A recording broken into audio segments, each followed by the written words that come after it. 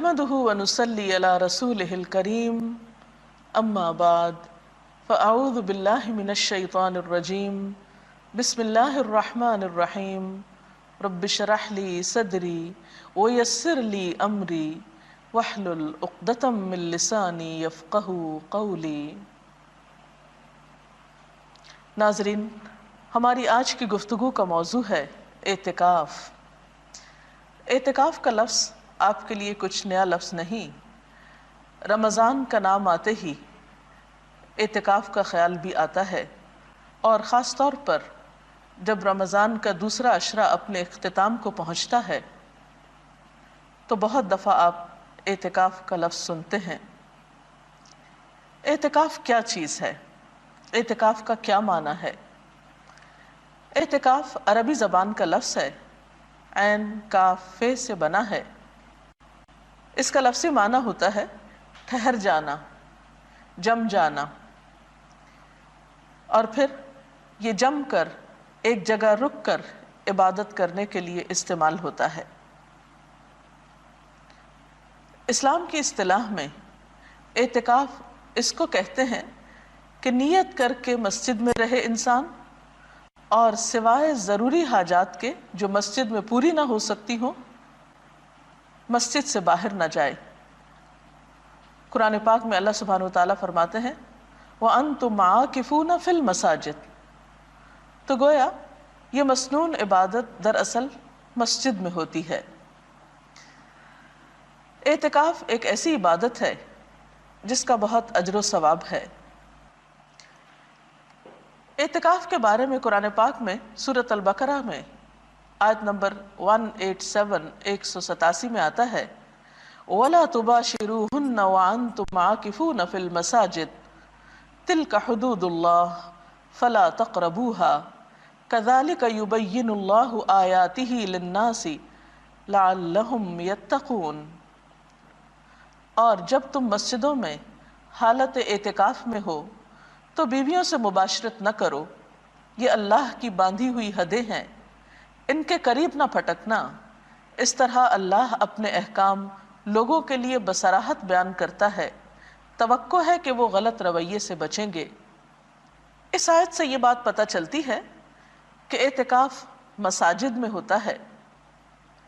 اگرچہ اعتکاف رمضان کے علاوہ بھی ہوتا ہے، لیکن رمضان میں اعتکاف فرض کفایہ کی حیثیت رکھتا ہے، اس لیے عموماً اعتکاف رمضان میں ہی کیا جاتا ہے۔ اعتکاف ایک دن کا بھی ہو سکتا ہے اور زیادہ کا بھی۔ نبی صلی اللہ علیہ وسلم عموماً آخری عشرے میں اعتکاف فرمایا کرتے تھے۔ آپ کے اس طرز عمل کے بارے میں حضرت ابو ہریرہ رضی اللہ تعالی عنہ بیان کرتے ہیں کہ نبی اکرم صلی اللہ علیہ وسلم کے سامنے ہر سال ایک بار قرآن پڑھا جاتا۔ جس سال آپ نے وفات پائی اس سال آپ کے سامنے 2 بار قرآن مجید ختم کیا گیا۔ اسی طرح ہر سال آپ 10 دن اعتکاف فرماتے، لیکن جس سال آپ نے وفات پائی 20 دن کا اعتکاف فرمایا۔ حضرت عائشہ سے روایت ہے نبی صلی اللہ علیہ وسلم رمضان مبارک کا آخری عشرہ اعتکاف فرمایا کرتے تھے، یہاں تک کہ آپ نے وفات پائی۔ آپ کے بعد آپ کی ازواج مطہرات نے بھی اعتکاف کیا۔ اس سے پتہ چلتا ہے کہ یہ عبادت مردوں کے علاوہ خواتین بھی کر سکتی ہیں۔ حضرت عائشہ رضی اللہ تعالی عنہ فرماتی ہیں کہ اعتکاف کرنے والوں کے لیے اعتکاف کے معاملے میں سنت یہ ہے کہ وہ نہ مریض کی عیادت کرے، نہ جنازے میں جائے، نہ عورت کو ہاتھ لگائے، نہ اس سے مباشرت کرے، نہ کسی حاجت کے لیے مسجد سے نکلے، بجز اس حالت کے کہ جس کے لیے مسجد سے نکلنے کے سوا کوئی چارہ نہ ہو۔ اور اعتکاف روزے کے بغیر نہیں ہوتا۔ اگرچہ اعتکاف کے لیے ہر شخص اپنی مرضی کے مطابق اپنا ایک ٹائم ٹیبل بنا سکتا ہے، لیکن سہولت کے لیے یہاں پر چند ایسی باتوں کا ذکر کیا گیا ہے جو اعتکاف کرنے والوں کے لیے مفید ہو سکتی ہیں، کیونکہ کوئی بھی کام اگر پلاننگ کے ساتھ کیا جائے، اچھے طریقے سے کیا جائے، تو اس کا اجر و ثواب بھی کئی گنا بڑھ جاتا ہے اور انسان کا وقت بھی زیادہ بہتر طور پر استعمال ہوتا ہے۔ نمونے کا ایک ٹائم ٹیبل حاضر خدمت ہے مثلاً دن کا آغاز صبح اٹھنے سے ہوتا ہے۔ اعتکاف میں اگر آپ رات کے تیسرے پہر اٹھ جائیں اور اللہ پاک کے حضور مناجات کریں، دعائیں مانگیں، ذکر اذکار کریں، نوافل پڑھیں، تو وہ وقت عبادت کے لیے نہایت بہترین ہے۔ حضرت ابو ہریرہ رضی اللہ تعالیٰ عنہ سے روایت ہے کہ رسول اللہ صلی اللہ علیہ وسلم نے فرمایا، ہمارا رب جب آخر تہائی حصہ رات کا باقی رہ جاتا ہے تو آسمان دنیا پر اترتا ہے اور فرماتا ہے، کون مجھ سے دعا کرتا ہے کہ میں اس کی دعا قبول کروں؟ کون مجھ سے کچھ مانگتا ہے کہ میں اس کو دوں؟ کون مجھ سے گناہوں کی معافی چاہتا ہے کہ میں اس کے گناہ معاف کر دوں؟ اور ویسے بھی صبح کے اوقات میں سحری کے وقت استغفار اللہ کے مقرب بندوں کا شیوا ہے۔ اللہ سبحانہ وتعالیٰ فرماتے ہیں اپنے نیک بندوں کے بارے میں کہ وَبِالْأَسْحَارِ هُمْ يَسْتَغْفِرُونَ، سحری کی گھڑیوں میں وہ استغفار کرتے ہیں، اس لیے اس وقت ذکر میں بہترین وظیفہ استغفار کا ہو سکتا ہے۔ ذکر و اذکار کے بعد سحری کے وقت آپ سحری بھی کھا سکتے ہیں۔ اعتکاف میں کھانے پینے کی کوئی ممانعت نہیں۔ حضرت انس رضی اللہ تعالی عنہ سے روایت ہے کہ رسول اللہ صلی اللہ علیہ وسلم نے فرمایا، سحری کھاؤ کیونکہ سحری کھانے میں برکت ہے۔ اس کے بعد نماز فجر کا وقت آتا ہے۔ اگر خواتین گھر میں اعتکاف کر رہی ہوں تو ان کے لیے خاص طور پر فجر کی نماز میں لمبی نماز پڑھنا زیادہ مفید ہے۔ اس کے بارے میں حضور صلی اللہ علیہ وسلم کا طریقہ ہمارے سامنے ہے۔ بخاری کی روایت ہے کہ آپ صلی اللہ علیہ وسلم صبح کی نماز سے اس وقت فارغ ہو جاتے جب ہم میں سے کوئی اپنے پاس بیٹھنے والے کو پہچان لیتا۔ آپ اس میں یعنی فجر کی نماز میں 60 آیتوں سے لے کر 100 آیتوں تک پڑھتے تھے۔ تو اس سے پتہ چلتا ہے کہ ایک تو فجر کی نماز ذرا جلدی شروع کر لینی چاہیے، یعنی وقت ہوتے ہی اندھیرے میں۔ دوسرا یہ کہ وہ تمام نمازوں سے زیادہ لمبی نماز ہونی چاہیے جس میں 60 سے 100 آیات تک پڑھی جائیں اگر زبانی یاد ہو، اور اس کے لیے ظاہر ہے کہ پھر زبانی قرآن پاک یاد کرنے کی بھی کوشش کرنی چاہیے، تبھی اس سنت پر عمل ہو سکتا ہے۔ نماز فجر کے بعد صبح شام کے مسنون اذکار پڑھے جا سکتے ہیں۔ قرآن پاک میں اللہ سبحانہ وتعالیٰ فرماتے ہیں، یا ایھا الذین آمنوا اذکروا اللہ ذکرا کثیرا وسبحوہ بکرۃ واصیلا، اے لوگو جو ایمان لائے ہو، اللہ کو کثرت سے یاد کرو اور صبح و شام اس کی تسبیح کرتے رہو۔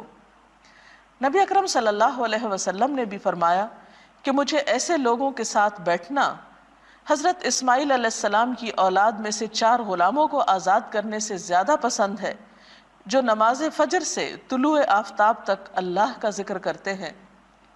تو اس سے پتہ چلتا ہے کہ یہ وقت ذکر کے لیے بہت بہترین ہے، اور ایسے لوگوں کے ساتھ بیٹھنے کو جو اس وقت ذکر کر رہے ہوں اللہ کے رسول صلی اللہ علیہ وسلم نے پسند فرمایا ہے، اور جس کی محفل میں اللہ کے رسول صلی اللہ علیہ وسلم بیٹھنا پسند کرے پھر اس کی شان کیا ہو سکتی ہے، اس سے بڑھ کر اس کے لیے اعزاز کیا ہو سکتا ہے۔ ان اذکار کے علاوہ اس وقت آپ قرآن پاک کی تلاوت کر سکتے ہیں، کیونکہ قرآن پاک کی تلاوت کے لیے بھی یہ وقت بہت موزوں ہے۔ سورۃ بنی اسرائیل میں اللہ تعالیٰ فرماتے ہیں، ان قرآن الفجر کان مشہودا، بے شک صبح کا قرآن حاضر کیا جاتا ہے، یعنی اس وقت فرشتے حاضر ہوتے ہیں۔ پھر اسی طرح اگر آپ اپنے اعتکاف ہی کی جگہ پر نماز، ذکر، تلاوت کے بعد سورج طلوع ہونے کا انتظار کریں، ذکر میں مشغول رہیں حتیٰ کہ نماز اشراق کا وقت ہو جائے، تو اس کو بھی ساتھ ہی ادا کر لیں۔ حضرت انس رضی اللہ تعالی عنہ سے روایت ہے کہ رسول اللہ صلی اللہ علیہ وسلم نے فرمایا، جس آدمی نے فجر کی نماز جماعت سے پڑھی پھر سورج طلوع ہونے تک بیٹھ کر اللہ کا ذکر کرتا رہا اور 2 رکعت نماز ادا کی، یعنی اشراق کی نماز، اسے ایک حج اور ایک عمرے کا ثواب ملے گا۔ راوی نے کہا کہ رسول اللہ صلی اللہ علیہ وسلم نے فرمایا پورے ایک حج اور ایک عمرہ کا ثواب، یعنی بہت ہی اجر و ثواب ہے اس وقت کی عبادت کا۔ اشراق کے نوافل کے بعد اگر آپ اپنے اعتکافی کی جگہ پر بیٹھ کر مزید کچھ قرآن پاک وغیرہ پڑھنا چاہیں تو ایسا بھی آپ کر سکتے ہیں، اور پھر مزید نوافل بھی پڑھ سکتے ہیں، کیونکہ حضور صلی اللہ علیہ وسلم نے فرمایا، اللہ تعالیٰ ارشاد فرماتا ہے، اے آدم کے بیٹے، دن کے شروع میں میرے لیے 4 رکعت نماز ادا کر، میں تیرے سارے کاموں کے لیے کافی ہو جاؤں گا۔ اس نماز کو چاشت کی نماز کہا جاتا ہے۔ اگر کچھ سستی یا تھکاوٹ محسوس ہو رہی ہو تو بہتر ہے کچھ دیر اب آپ آرام کر لیں۔ آپ لیٹ کر بھی ذکر اذکار کر سکتے ہیں، تھوڑی دیر کے لیے سو بھی سکتے ہیں، لیکن اگر آپ اپنی طبیعت اچھی پاتے ہوں تو بہتر ہے کہ اب آپ کچھ وقت مطالعے کے لیے نکالیں، دینی کتابوں کا مطالعہ، قرآن پاک کی تفسیر پڑھنا، اور اگر آپ پڑھ نہ سکتے ہوں تو کیسٹ لگا کر سننا، اور دینی کتب کو جو آپ کے روزمرہ کی دینی مسائل سے متعلق ہوں یا اخلاق اور کردار کو سنوارنے والی ہوں، ان کو آپ اپنے زیر مطالعہ رکھ سکتے ہیں، کیونکہ طلب العلم فریضۃ علی کل مسلم، علم کا حاصل کرنا، طلب کرنا ہر مسلمان پر فرض ہے۔ اور ویسے بھی علم کے سیکھنے اور سکھانے والے اللہ تعالیٰ کے محبوب بندے ہیں۔ پھر اس کے بعد ظہر کی نماز طویل ادا کریں، نوافل بھی پڑھ سکتے ہیں مزید، پھر تھوڑا سا قیلولہ آپ کر سکتے ہیں، کیونکہ اس سے آپ کو تہجد کے وقت اٹھنے میں، رات کو جاگنے میں سہولت ہو سکتی ہے۔ نماز ظہر کے بعد، قیلولہ کے بعد آپ کچھ وقت قرآن پاک کی کچھ صورتوں کو حفظ کرنے کے لیے، اور اگر آپ حافظ قرآن ہیں اللہ کے فضل سے تو اپنے دہرائی کے لیے اس وقت کو استعمال کر سکتے ہیں، کیونکہ قرآن پاک اگر دہرایا نہ جائے تو انسان کو بھول جاتا ہے۔ عصر کی نماز بھی اسی طرح خوب اچھی طرح ادا کریں، طہارت وغیرہ کا اچھا اہتمام کریں، اور عصر کی نماز کو تاخیر سے نہیں پڑھیں، کیونکہ آپ صلی اللہ علیہ وسلم نے دھوپ کے پیلا پڑنے پر عصر کی نماز پڑھنے والے کو منافق قرار دیا ہے۔ اور قرآن پاک میں بھی اس نماز کی حفاظت کی بہت تاکید آئی ہے، حافظوا علی الصلوات والصلاۃ الوسطی وقوموا للہ قانتین، اپنی نمازوں کی حفاظت کرو، خصوصاً درمیانی نماز کی، اور اللہ کے آگے اس طرح کھڑے ہو جاؤ جیسے فرما بردار غلام کھڑے ہوتے ہیں۔ عصر سے لے کر مغرب تک کا وقت، اس میں آپ تسبیحات کر سکتے ہیں، اور اس وقت بھی ذکر کرنا نہایت پسندیدہ ہے۔ آپ نے فرمایا، مجھے ایسے لوگوں کے ساتھ بیٹھنا 4 غلام آزاد کرنے سے زیادہ پسند ہے جو نماز عصر سے غروب آفتاب تک اللہ کا ذکر کریں۔ اس وقت بھی آپ صبح شام کی دعائیں پڑھ سکتے ہیں۔ اس کے علاوہ کچھ اور تسبیحات، مثلا سبحان اللہ و بحمدہ سبحان اللہ العظیم، استغفر اللہ ربی من کل ذنب و اتوب الیہ، اللہم صل وسلم علی نبینا محمد، لا حول ولا قوة الا باللہ العلی العظیم، لا الہ الا انت سبحانک انی کنت من الظالمین، یا حی یا قیوم برحمتک استغیث۔ یہ ذکر کے کچھ مخصوص کلمات ہیں، اپنی سہولت کے مطابق آپ جس کی چاہیں، جتنی مرتبہ چاہیں تسبیح کر سکتے ہیں۔ اس کے بعد افطار کا وقت قریب ہوگا، پھر دعائیں خوب مانگیں، کیونکہ افطاری کے وقت دعائیں قبول ہوتی ہیں۔ افطار میں کوشش کریں کہ آپ ہلکا کھانا پینا رکھیں، کیونکہ افطاری کے وقت اگر آپ بہت زیادہ کھا پی لیں تو آئندہ کی عبادت مشکل ہو جاتی ہے، کیونکہ اعتکاف میں انسان کہیں چل پھر بھی نہیں سکتا۔ اس لیے غذا کے بارے میں خاص احتیاط کی ضرورت ہے۔ ایسی غذاؤں سے بچیں کہ جن کی وجہ سے آپ کے معدے پر بوجھ ہو، آپ کی طبیعت میں سستی ہو، اور آپ یکسوئی اور شوق کے ساتھ اللہ کی عبادت نہ کر پائیں۔ نماز مغرب میں خوب دل لگا کر خشوع و خضوع کے ساتھ نماز ادا کریں۔ اس کے بعد اگر آپ چاہیں تو کھانا کھا سکتے ہیں۔ کھانے کے بعد نماز عشاء سے پہلے اگر آپ وقت مقرر کر لیں کہ کچھ دعائیں جو آپ صلی اللہ علیہ وسلم مختلف مواقع کی مناسبت سے پڑھتے تھے ان کو یاد کر لیں تو یہ بھی ایک اچھی کوشش ہوگی۔ مثلا گھر سے نکلتے وقت کی دعا، گھر میں داخل ہوتے وقت کی دعا، سواری پہ بیٹھتے وقت کی دعا، اسی طرح آئینہ دیکھنے کی دعا وغیرہ وغیرہ۔ صبح شام کے بہت سے ایسے اذکار موجود ہیں کہ جنہیں آپ اپنی عادت بنانے کے لیے زبانی یاد کر سکتے ہیں اور جس سے آپ کی زندگی برکتوں سے مالا مال ہو سکتی ہے۔ پھر اسی طرح کوشش کریں کہ تراویح کی نماز بہت اچھی طرح اور طویل ادا ہو، کیونکہ آپ صلی اللہ علیہ وسلم کی اس نماز کے بارے میں حضرت عائشہ فرماتی ہیں کہ مت پوچھو ان کے حسن کے بارے میں اور ان کے طول کے بارے میں کہ کتنی لمبی رکعتیں ہوتی تھیں آپ کی رات کی نماز کی اور کتنے خوبصورت طریقے سے آپ ان کو ادا کرتے تھے۔ صرف تعداد پوری کرنے، گنتی پوری کرنے کی کوشش نہ کریں، بلکہ آپ صلی اللہ علیہ وسلم کی سنت پر عمل کرتے ہوئے طویل قیام، طویل رکوع اور طویل سجدوں کی بھی کوشش کریں۔ معلوم نہیں زندگی میں آئندہ یہ موقع ملے یا نہ ملے، تو ان فرصت کے لمحات سے خوب خوب فائدہ اٹھائیں۔ اس کے بعد آپ رات کو آرام کر سکتے ہیں۔ آرام کے لیے بھی آپ مسنون طریقہ اختیار کریں۔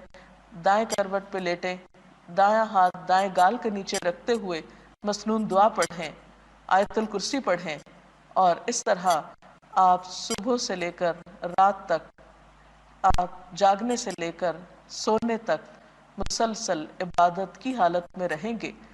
اگر آپ ایک ٹائم ٹیبل کی اس کی یا اس کے علاوہ اپنی ضرورت کے مطابق ایک پابندی کریں گے تو انشاءاللہ اپنے اوقات سے بہتر فائدہ اٹھا سکیں گے۔ اللہ تعالی ہم سب کو نیکی کی توفیق بھی دے اور ان اوقات اور لمحات کو بہترین طریقے سے صرف کرنے کی۔ ناظرین، اس کے ساتھ ہماری آج کی گفتگو کا وقت ختم ہوتا ہے۔ کل تک کے لیے اجازت چاہتے ہیں۔ اللہ حافظ۔